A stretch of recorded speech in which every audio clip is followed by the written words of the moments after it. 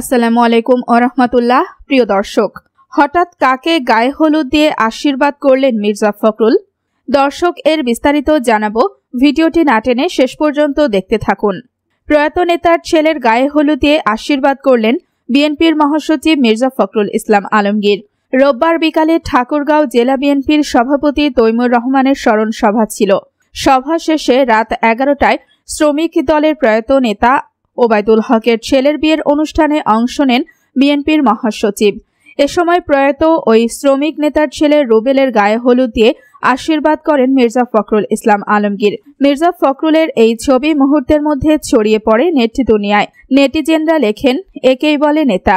আক্ষরিক অর্থেই প্রবাদ সত্যি করে দিলেন বিএনপির শীর্ষ এই নেতা। জুতা সেলাই থেকে চণ্ডীপাঠ সব করেন তিনি। এক নারী লিখেছেন, একজন মা যখন তার সব সন্তানের বুকের পাঁজরে আগলে রাখেন, মির্জা ফখরুল ঠিক এমন একজন নেতা। কেউ কেউ বিস্ময় প্রকাশ করেছেন। জাকির হোসেন স্বপন বলেন, নেতার যা বৈশিষ্ট্য সবকিছুই রয়েছে মির্জা ফখরুলের।